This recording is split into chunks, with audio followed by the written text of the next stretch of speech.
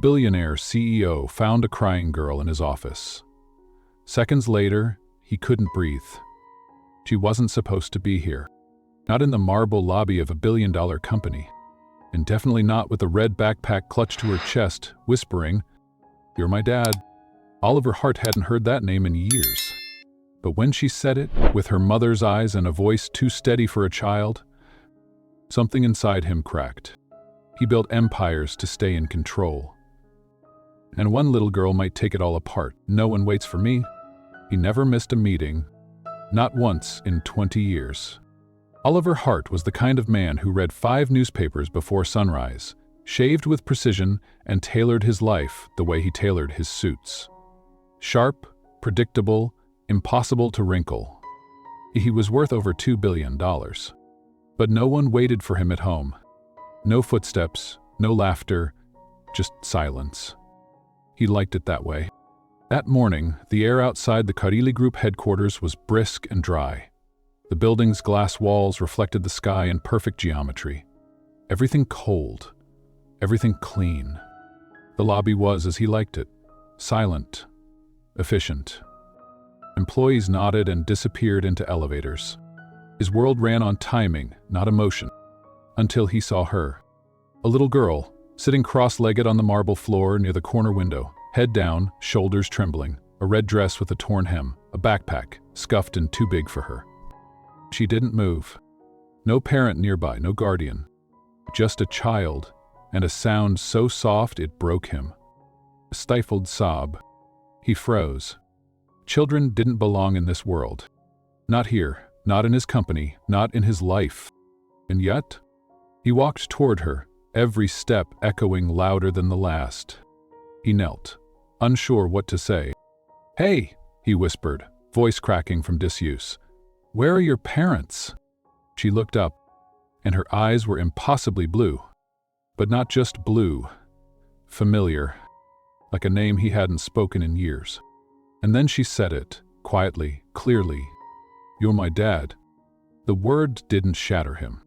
They slipped under his skin, and pulled. He blinked, tried to make sense of it, tried to find some thread of logic, but logic had left the room. She wasn't crying anymore. She was just waiting. Like she knew something he didn't. He asked again, softer this time. "What did you say?" She didn't blink. "My mom told me your name is Oliver Hart. She said you're my dad." She looked down. "She's not here anymore." Time stopped.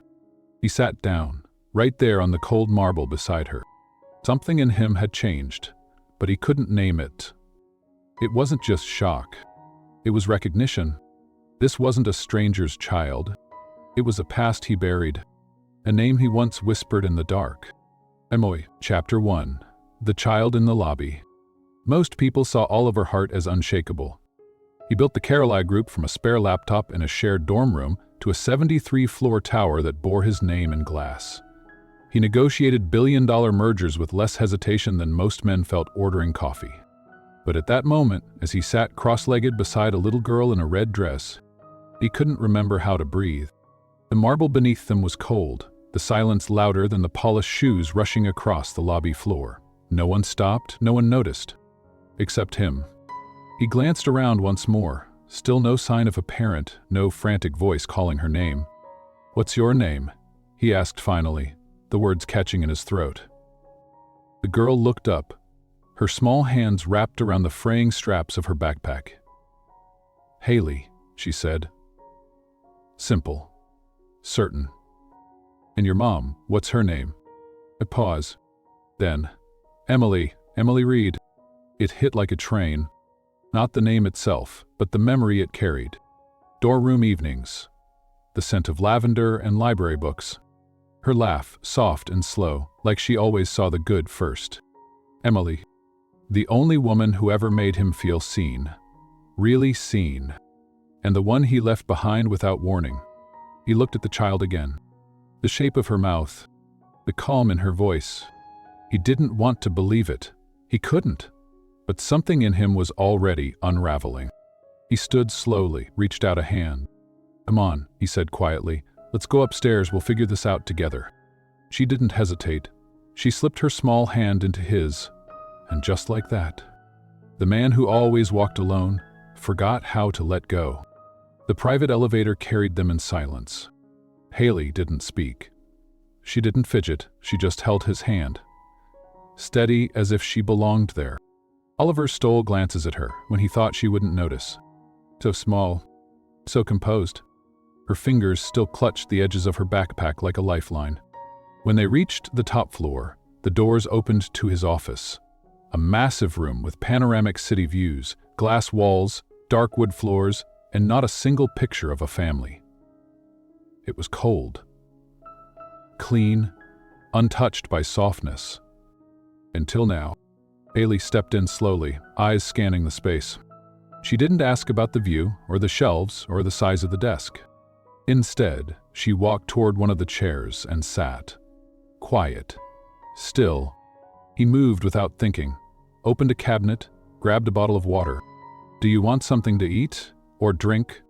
She shook her head. "No, thank you." Her voice was polite, too polite for someone so young. That's what stung the most, the control. The stillness, like she'd practiced being no trouble. He sat across from her, hands folded tightly in his lap. He wasn't used to not knowing what to do. "I need to ask you some things," he said gently. "Is that okay?" She nodded once, calm as ever. He cleared his throat. "Did your mom tell you anything else about me, or show you anything?" She reached into her backpack again, pulled out a plastic envelope. Inside were documents, folded papers, a photograph, and a letter. She handed them to him with both hands. She said, "If I ever found you, I should give you these." Oliver opened the envelope. The first thing he saw was a photograph. It was him and Emily, college years, sitting on a bench, her head on his shoulder, both smiling. He didn't even remember the moment, but it was real. He turned to the next item, a birth certificate. Haley's name, no father listed, but the timing matched, almost exactly. Then, the letter. It was worn at the edges, ink smudged, folded too many times. He hesitated, then opened it. "Dear Oliver, if you're reading this, it means Haley found you. I hope life brought you peace, or at least the kind of purpose you were always chasing. I never meant to keep her from you. I tried to reach out, but I couldn't find you. And after a while, I thought maybe it was better this way. You were building something great. I didn't want to be the thing that made you look back. But now, I know she needs you. She's stronger than I ever was, smarter too. And I won't be here to watch her grow up. This wasn't my plan. But I trust you'll do the right thing, not because you have to, but because somewhere deep down you're still the man I once loved. Emily." He read it twice, then again. Each word burrowed deeper than the last. He stared at the page until the letters blurred. 1,000 thoughts collided, none of them clear. Emily was gone, and this girl, this child, might be his. He looked up. Haley was watching him quietly. She didn't ask if he believed her. She didn't plead. She just waited. "I'd like to do a DNA test," he said finally, "just to be sure. Not because I don't believe you, I need it to be official." Haley nodded. "Mom said you would want that. She said it's okay." There was no sadness in her voice, no resentment, just understanding. By noon he had called his private physician. By 2 o'clock the swab was done.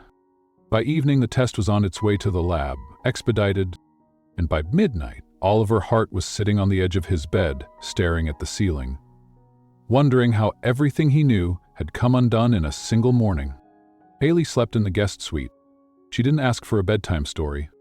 She didn't ask for anything at all. Just whispered, "Good night," and curled into the enormous bed like she was used to shrinking to fit invisible corners. He watched her from the doorway for a long time, then went to his room and stood in the dark, holding the photo of Emily and the letter. His empire suddenly felt like an empty frame. And that little girl?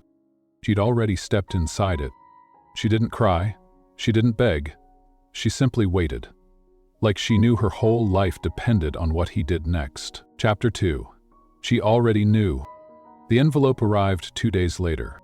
A plain white rectangle, delivered by private courier in a manila folder, with no stamp, no ceremony, but Oliver Hart felt his fingers tremble when he touched it. He had closed billion-dollar deals with less hesitation, stood in courtrooms, sat across from senators. But this was the one piece of paper that could rewrite everything. He stood alone in his home office, sunlight stretching across the floor like it didn't know his world was about to change. He took a breath, tore it open, and read the words that would make her real. Probability of paternity, 99.99%. His knees buckled before he realized it, and he sat down at the edge of the desk. Not shocked, not even afraid, just overwhelmed. There was no more if, no more maybe. She was his. He found Haley in the sunroom, sitting cross-legged on the rug, coloring inside a book of planets and stars. Her new backpack, the one with galaxies and tiny silver zippers, leaned against the couch beside her. He knelt beside her quietly, holding the paper out like it weighed more than it should. "It's official," he said. She didn't look at it. She just looked at him. "I already knew," she said softly. There was no pride in her voice, no smugness, just a calm certainty that knocked something loose in his chest. The rest of the afternoon passed in slow, strange light. They went to the bookstore, her idea, and she picked out 3 more books, one about space, one about frogs, and one with glitter on every page.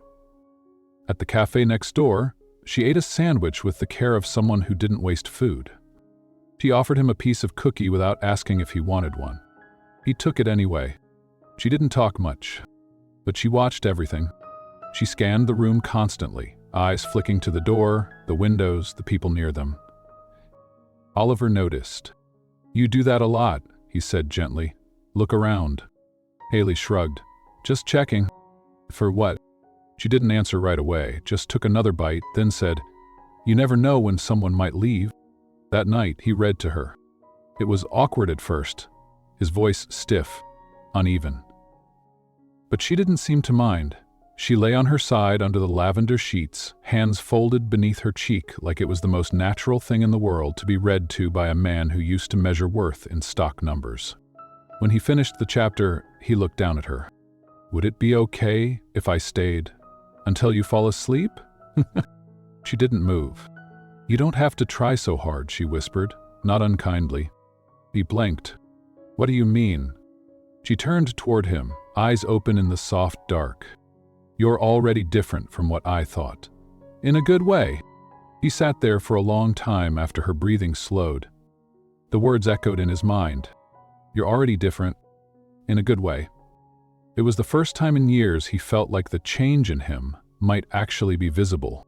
The next morning, he didn't open his laptop. He didn't call his office, didn't check the reports. He didn't respond to the 8 flagged emails or the texts from his board chairman.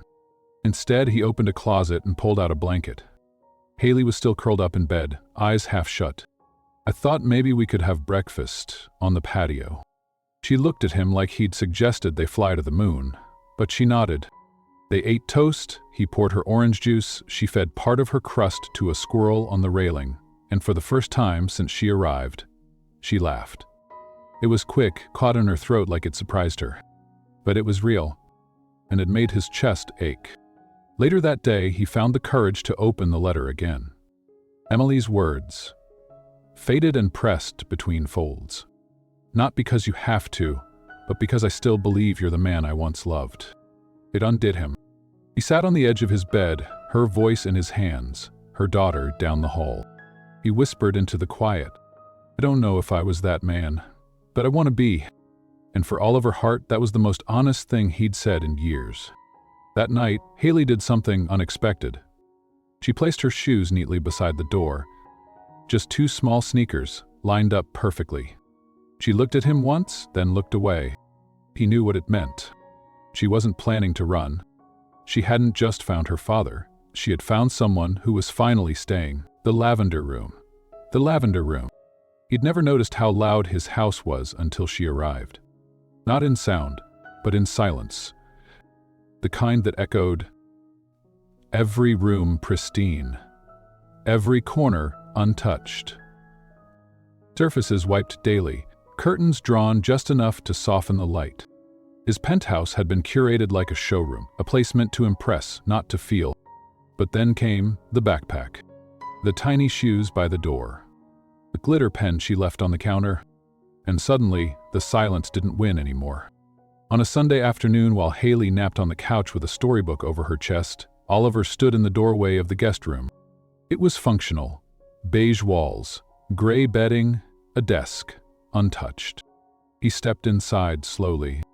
This couldn't be her space, not really. It needed to be hers. The next morning, he made a call. Then 3 more. By evening, the beige walls were gone. Replace lavender and soft gray, Haley's chosen colors. She'd said them shyly, barely above a whisper, but he remembered. He found a small art desk and filled it with supplies. Shelves for her books. Glow-in-the-dark stars on the ceiling, the kind that lit up when the lights went out. He didn't tell her, not yet. He waited.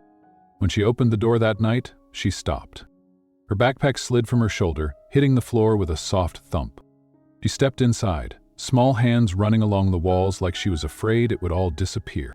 "This," she whispered, "is for me." Oliver nodded. "All yours." She stood in the center of the room for a moment, then turned to him. "Even the stars?" He smiled. "Especially the stars." That night, she didn't ask for a nightlight, but she did ask if he could sit with her until they started to glow. He did, and when the ceiling lit up and her breathing softened, she whispered one more question. "Do you think she'd like it, Mom?" He looked at her and said, without hesitation, "She'd love it." The next morning, she came into the kitchen humming. It wasn't a song he recognized, not one she'd heard on the radio. It was soft, familiar, like something from another room in another life. Then he remembered. Emily used to hum the same tune while folding laundry, while walking across campus, while watching him work on ideas late into the night. He didn't ask about it. He just let it play in the space between them.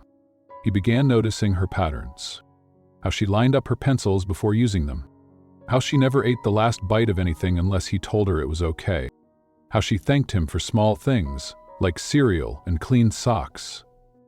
And it hurt in a way that had nothing to do with guilt. It was grief, the kind that came not just from losing someone, but realizing how much they'd been holding together, alone. One evening he came home later than usual. Traffic, a call that ran long. He walked in, expecting silence. But the moment she heard the front door click open, Haley appeared at the hallway entrance, pajamas on, holding the small red flashlight he'd given her for bedtime reading. "I waited," she said. "I know," he replied, "and I'm sorry." She looked up at him, then nodded once. "I'm glad you came back." He didn't tell her how much that meant, but the next day, he canceled a meeting, just because. They started small traditions. Tuesday pancakes, burned, lopsided, but hers. Friday night reading, fairy tales, space books, and once, a comic she picked just to see him struggle with the voices. On Sundays, they planted succulents on the balcony. They named them after planets. She called the tiny one Emily. He didn't ask why, but he made sure it got the most sunlight. The housekeeper, Maria, began leaving early, not because she was needed less, but because Oliver had started cooking. Badly. But Haley laughed through every attempt, even when the toast burned. "You're not supposed to make it black," she teased one morning. "Black is a bold flavor," he answered. She rolled her eyes and smiled. "For real?" Is the kind of smile that stayed in your chest. One night, she came to him after brushing her teeth and held something out. A small sketch. It was a house, with stars above it and 2 stick figures below. One tall, one small, both smiling. Underneath, in shaky pencil, "My dad?" He didn't speak. He just pulled her into a hug, careful not to crush the paper. And she let him. He used to measure success by floor plans and market share. Now he measured it in how many times he could make her smile before bedtime. Chapter 4, She Said You'd Come. It started with a photo. Haley found it one morning while digging through her backpack for a pencil. It slipped out from between 2 books and floated to the floor. Black and white, slightly faded. Emily, sitting on a park bench, legs crossed, a book in her lap, looking directly into the camera like she saw more than what was in front of her. Haley picked it up, stared at it for a long moment, then brought it to him. "He used to carry this one in her purse," she said. Oliver took it slowly, careful not to smudge the edges. "She looks the same," he whispered. Haley tilted her head. "When did you stop talking to her?" He didn't answer right away. "Before I became this." That evening, he pulled out his old college storage box. It had sat untouched in a back closet for years, beneath awards, suits he no longer wore, and a framed news article calling him America's coldest CEO. Inside the box were photos, notes, scraps of a life before power replaced purpose. And there, tucked between pages of his old business plan, a letter, never sent, Emily's handwriting on the back. It wasn't dated, just labeled, "In case I don't get to say this." He didn't open it yet. Instead, he picked up the phone. Kara answered on the third ring. "Oliver." Her voice hadn't changed. It had the same warm drawl he remembered from Emily's college apartment. She used to wear paint-stained jeans and talk with her hands. "It's me," he said. I'd like to talk. About Emily." There was a pause. Then a sigh. "It's about time." They met at a small cafe near Echo Park. He wore a gray sweater, no tie, no blazer, but it was the first time in years he'd gone to a meeting without trying to look invincible. Kara arrived with a half-finished coffee and a knowing smile. "You finally got her letter," she said before sitting down. Oliver nodded. She kept it with her things. Every time she moved, it was the first thing she packed. For an hour, Kara told him everything. About how Emily had taught third grade at a public school even after her diagnosis. How she'd tutored kids on weekends and made homemade flashcards when the district cut funding. How she never spoke poorly of him, not once, even when she had every reason to. "She said you were chasing something big," Kara said, "and she didn't want to be the thing that held you back." Oliver couldn't breathe for a moment. "She could have called me," he said. "She did," Kara replied gently. "Once, you had just made Forbes 30 under 30. She watched the clip of you accepting the award, and then closed the laptop. Why? She said you looked happy, and she didn't want to ruin that." He drove home in silence that night. The streets of Los Angeles blurred past his windshield, but all he saw were memories. Emily's laugh, her eyes. The way she used to underline sentences in books like she was preparing for life to test her. When he pulled into the garage, Haley was waiting by the door. She didn't ask where he'd been. She just took his hand, like she knew he needed something steady. He held her close that night, tighter than before. Longer? A few days later, he opened the letter. "Dear Oliver, if you're reading this, I guess I didn't get to say goodbye. I don't blame you, not for leaving, not for living. I just hope you kept the soft parts of you alive. The ones I saw before the world demanded you be hard. Haley is everything. She's brave in the quietest ways. She doesn't cry much, but when she does, she still tries to hide it, like I used to. I didn't raise her to fear the world. I raised her to find the good in it. And I hope that somewhere in your story, she finds you. Not the name, not the title, but you. Because the man I loved, he was kind, he listened, he sat still in moments that mattered. If she's in your hands now, I believe it's because you're ready, even if you don't feel like it yet. Thank you for what you were, and for what you might still become. Love, Emily." Oliver didn't cry, not in the loud, gasping way grief demands. He just closed his eyes. He held the letter to his chest and whispered, "I'll try." The next morning, he took Haley to school himself. He met her teacher, walked her to her cubby, waited until she turned around and said, "You can go now." But before she did, she slipped something into his hand. Folded paper. He opened it once he reached the car. It was a drawing, a messy heart, a star above it. And 3 words? "She said you'd come." He didn't know if he deserved her trust, but he was going to earn it. One morning, one bedtime, one quiet promise at a time. Constellations and coffee. It began with a burned pancake. Oliver had followed the recipe exactly, or so he thought. The smoke alarm disagreed. Haley stood on a step stool, holding a fork like a microphone. Do CEOs usually set breakfast on fire? He coughed, trying to wave the smoke toward the vent. Only the well-rounded ones. She grinned. You're very round today. He laughed. He really laughed. Not the polite, empty chuckle he gave in boardrooms. This one came from somewhere lower in his chest, unused territory. They started having coffee and cocoa together at the island every morning. No phones, no laptops, just warm mugs and whatever topic Haley picked. Why do cats always look like they're judging people? What's the biggest planet you've ever seen in real life? If Mom had a star, do you think I could name it? He didn't always have answers, but he always listened. The house began to shift in invisible ways. Her drawings appeared on the fridge, lopsided hearts, shooting stars. A sketch of him labeled, "My Dad, He's Learning." There were crumbs on the kitchen rug, glitter on the couch cushions, pencils under the dining table. He left them, all of them, because for the first time, the mess felt like evidence of something real. At the Caroline group, people started whispering. Oliver was arriving late, leaving early, smiling more. His assistant Janine nearly dropped her tablet when he declined a bored dinner. Pardon me, adult one, Brett Lowe. Do you need the assistant of any? So I have a science project due, he said. Glue, glitter, planets, the works. She stared at him. You have a what? He smiled again and didn't explain. He started letting her visit the office. Once a week after school, she sat on the floor in his corner suite, using highlighters like they were magic wands. Do you think anyone in this building has a unicorn folder? She asked once. He leaned down, whispered, They do now. The staff adored her. Maria brought her cookies. Even the security guards started learning her name. But more than that, they noticed Oliver wasn't unreachable anymore. One Friday, she handed him a hand-folded invitation. Family Day, it said in blue crayon. Parents welcome to visit and talk about their job. Her eyes flicked up to him, unsure.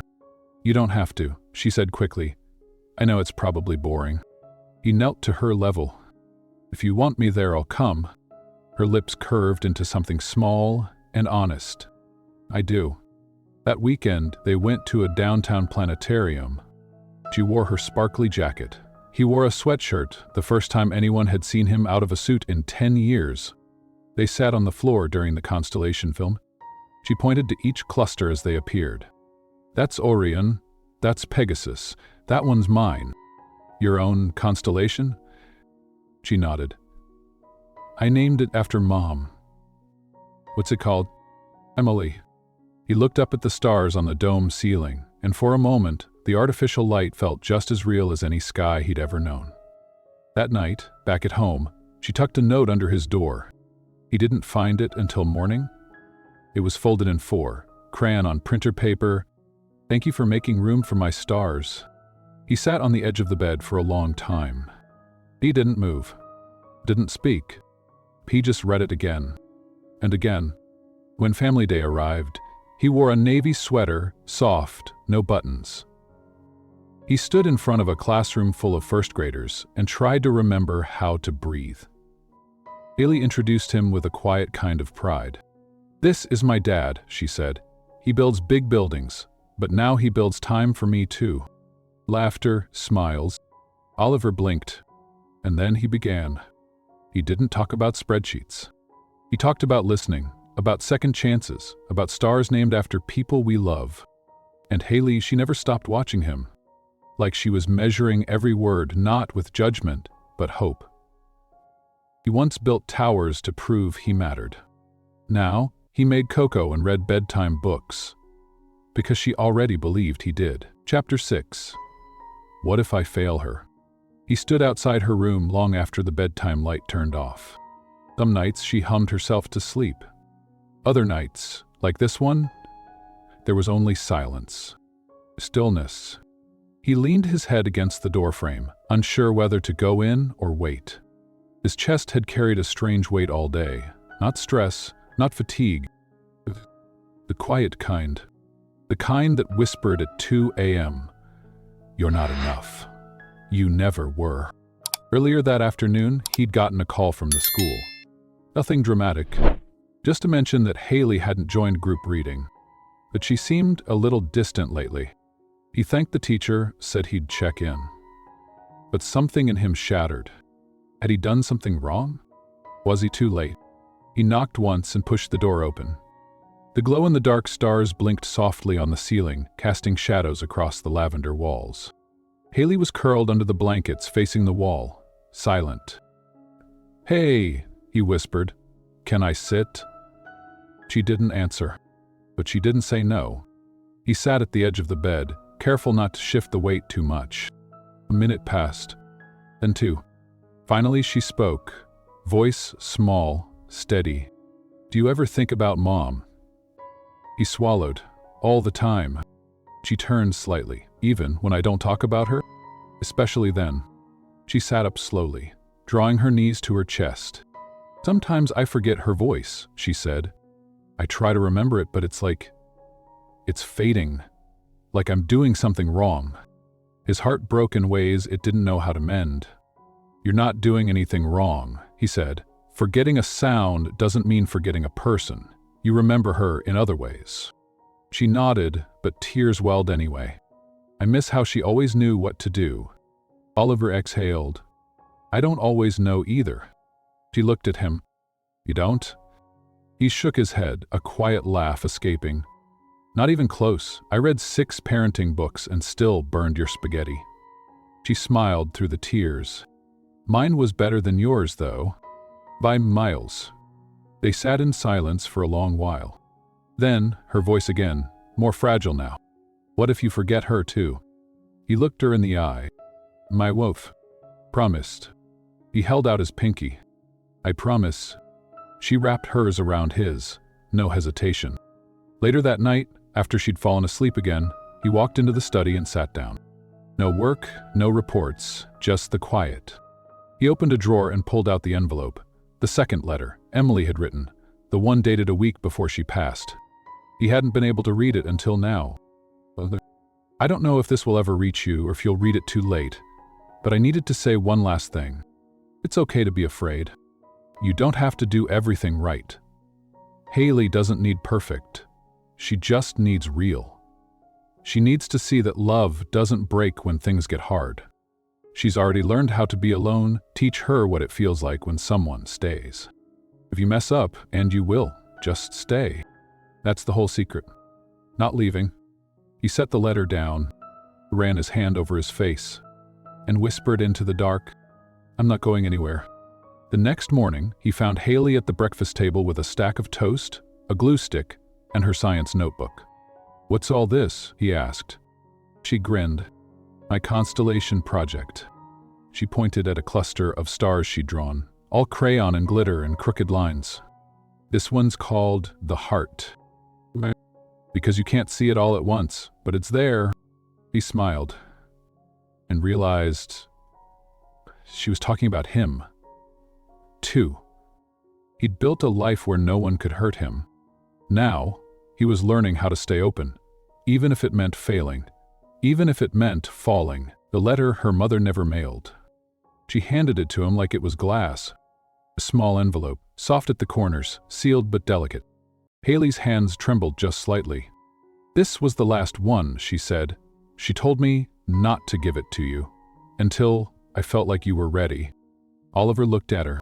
She nodded, firm and sure, even as her eyes wavered. "I think you're ready now." He didn't open it right away. He carried it through the day, to the kitchen while he made her favorite soup, to the library where she sat cross-legged with her books, to the hallway where her laugh echoed after a joke he barely understood. It stayed in his chest pocket like a secret heartbeat. That night, after she was asleep, shoes by the door, a stuffed rabbit tucked beneath her arm, he went to the balcony. City lights blinked across the skyline like stars that never set. He sat down. He opened the envelope and unfolded the last words Emily had ever written. "Oliver, by the time you read this, Haley will have given it to you, because she saw something I always believed was still there. Your heart. I know you. I know how you shut down when you're afraid, how you run toward control when grief starts to whisper. You probably haven't cried yet, You probably haven't let anyone see how heavy this feels. That's okay. I loved you even when you didn't know how to let go. Ellie is a mosaic of softness and steel. She doesn't bend easily, but she breaks quietly. If she gives you her trust, it's not by accident. It's because she saw that you stayed. So stay, Oliver. Stay when it's messy, stay when she says nothing, stay when you feel like you've already failed. Because love, real love, doesn't ask for perfect, it just asks for presence. I forgive you. Forgave you a long time ago. I just hope now you can forgive yourself.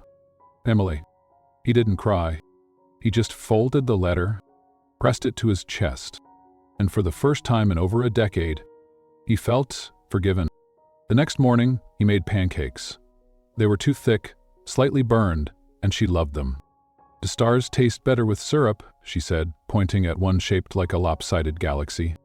He looked across the table at her. Same mouth as Emily. Same quiet fire in her eyes. He reached into his pocket and placed the folded letter on the table. She believed in us, he said. Haley nodded, her voice almost a whisper. I know.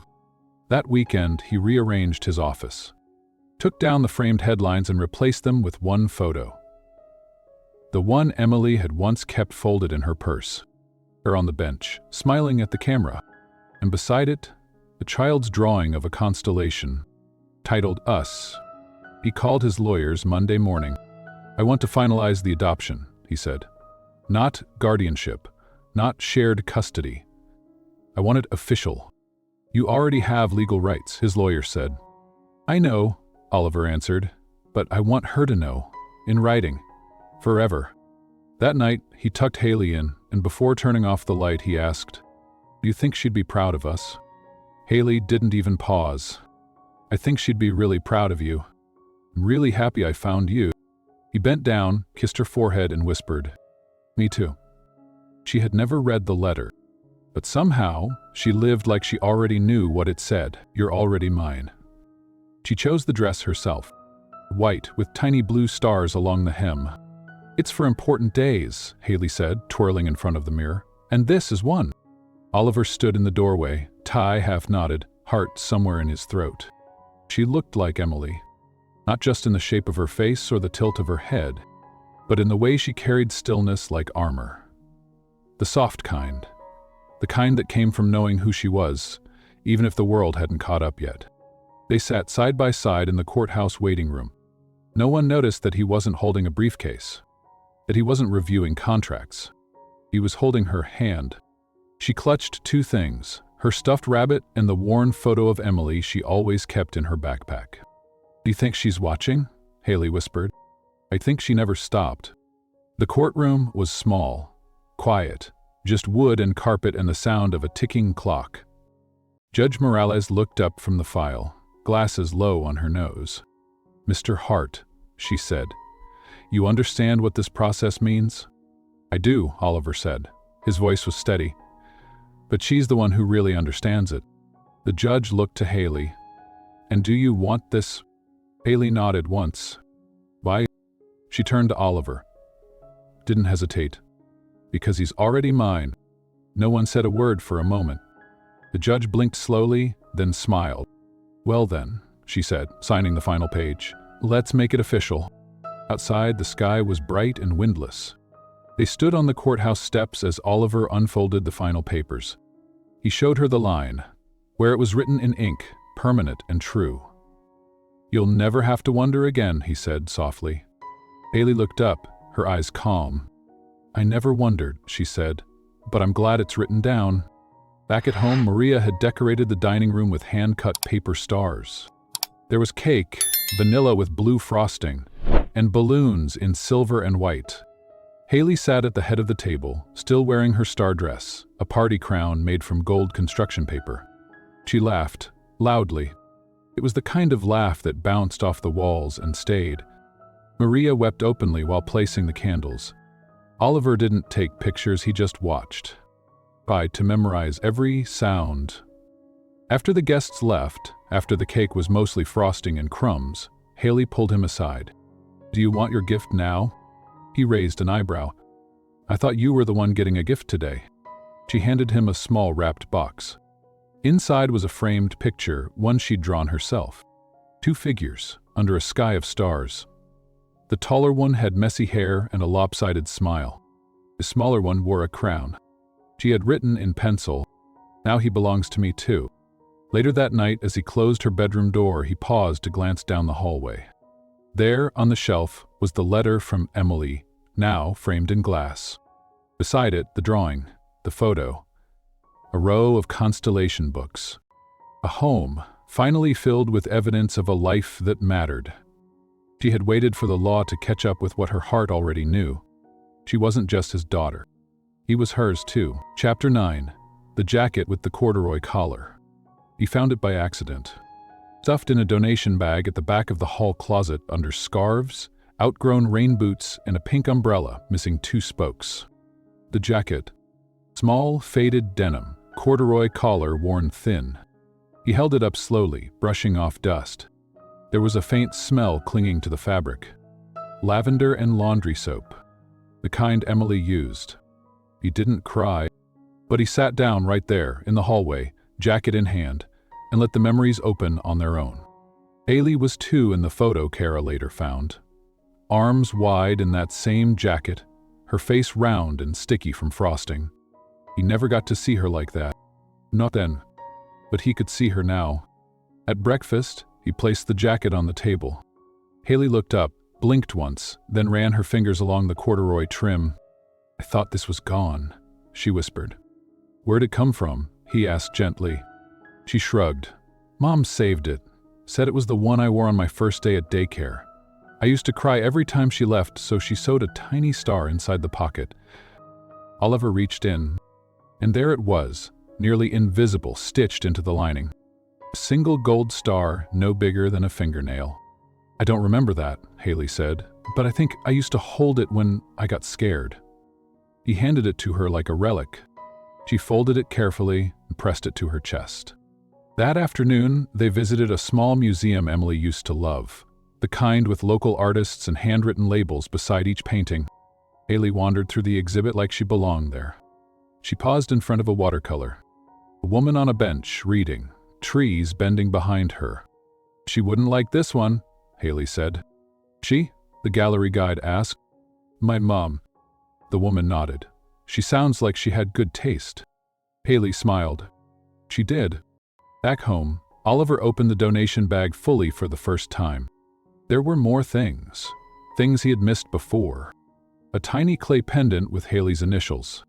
A folded note, written in Emily's hand, that read, "For her new chapter. Keep what matters." And suddenly, he realized, Emily had been packing for this moment long before it arrived. That night, he stood in Haley's room as she placed the jacket in the back of her closet. "Are you sure you want to keep it?" he asked. She nodded. "Not to wear, just to remember." To remember what? That even when she wasn't with me, she still found ways to say, "I'm here." They sat together on the bed, the glow stars blinking above. "Sometimes I wish she'd written more letters," Haley whispered. Oliver looked at her. "She left the most important one." Haley tilted her head. "Which one?" He smiled. Love doesn't always speak in words. Sometimes it stitches a star into a pocket and trusts that one day it'll be found again. When the stars come in. They didn't plan it. There was no calendar reminder, no alert flashing across his phone. Just a quiet Sunday evening. Haley tugging a blanket down the hallway, and Oliver holding 2 mugs of hot cocoa with too many marshmallows. "Let's watch the stars come in," she said. He followed. The back porch was cool. They sat on a weathered bench, side by side, as the sky slowly deepened from gold to lilac to the kind of soft blue that only happens right before night falls, completely.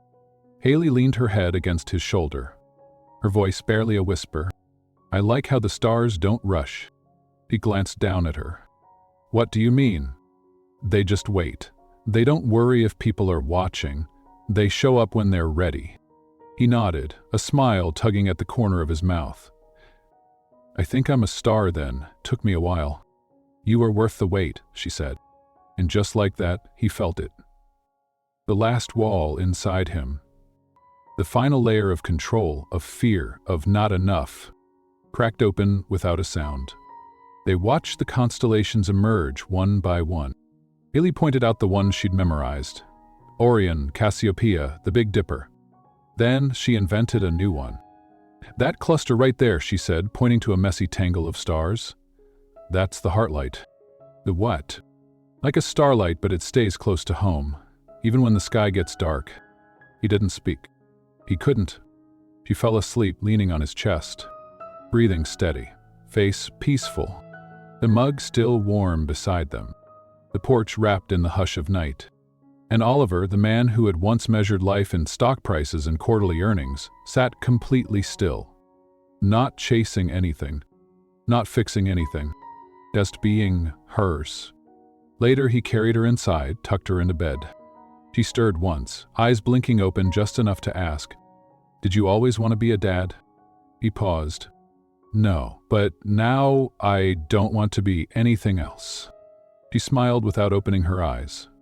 "That's how I know you're the right one." In the hallway, he passed the framed letter again. Emily's words. "Say, even when you feel like you've failed, even when it's hard." He whispered to her, "Photo. She's okay. We're okay." The next morning, he made breakfast.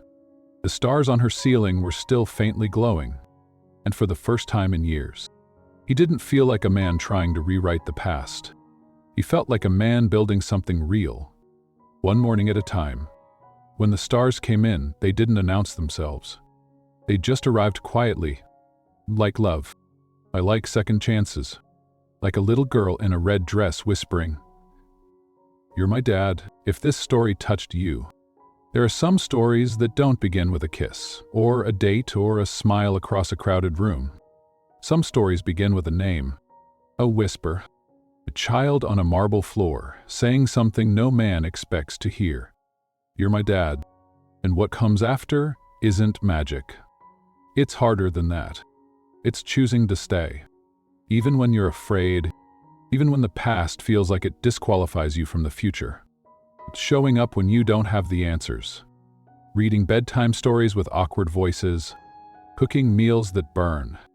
Learning how to listen, really listen, when someone's quiet, but not okay. Oliver Hart had everything the world said mattered.